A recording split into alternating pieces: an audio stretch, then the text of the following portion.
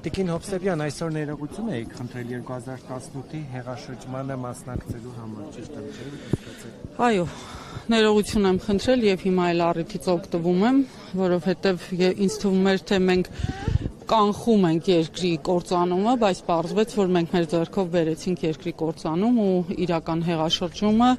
եւ միակ հեղաշրջումը 20-21-րդ դարերում եղավ հենց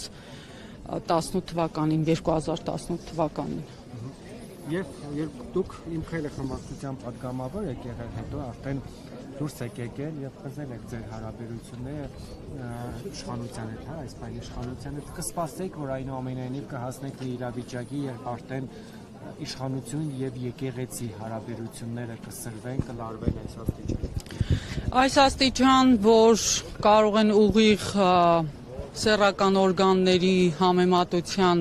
մակարդակի իջնեն, չէի սպասի, անկեղծ ասած որևէ հայիտ չէի սպասի, որ կարող է այսքան նողկալի լինել, բայց այն, որ սրվեր հարաբերությունները, դուք էլ գիտեք, որ 2018 թվականից հարաբերությունների սկզբանե սրված էր, իհարկե կային պատգամավորներ, որից մեկը նաև ես էի, որ սկզբունքորեն կանգնած էի, այդ հարցի արժեքային կողմի կողքը, իսկ կային մարդիկ, ովքեր որ ուղղակիորեն իրենք առաքելական եկեղեցու հետևորդներ չէին եւ բաց հայտարարում էին դրա մասին, եւ նախարարներ եւ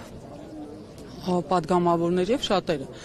Զարմանալու չի, որ սա այսպես է, որովհետեւ եթե հիշում եք, հենց վեհափարի շատ քննարկվեց 2019 թվականին ազգային ժողովում այդ օրհնության արարողակարգի ժամանակ արդեն իսկ մեծ բանավեճ ու քննարկում գնաց, այնպես որ սպասելի էր, որ պիտի զարգացումները բերի նրան, որ վերջնական վերջին արժեքն էլ, որը անհասանելի է իր կեղտոտ ձեռքին, դա էլ ոչնչացնի։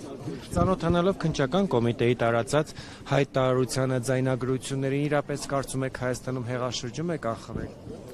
Քննչական կոմիտեի հայտարարությունները, այսպես ասած, ձայնագրությունները ծիծաղալու են այն մակարդակի, որ չի կարա էլի կես ժամը մեկ փոխվի,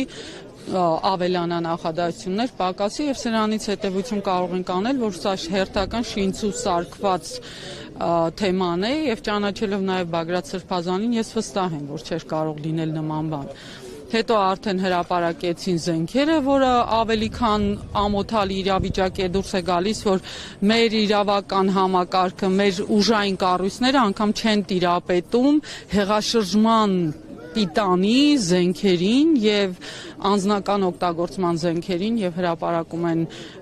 զենքեր, որով հենց նսեմացնում են իրենց այսպես ասած սարքածը, արդեն ցույց են տալիս, որ իրանք անգամ սարքելու ընդունակ չեն։ Ձեր մանկասակ երեխայի հետ եք եկել, դատարան աջակցելու շարժմանը։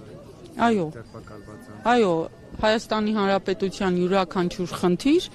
վերաբերում է նաև իմ երեխային։ Եվ ես ամբողջ կյանքումս պայքարել եմ, որ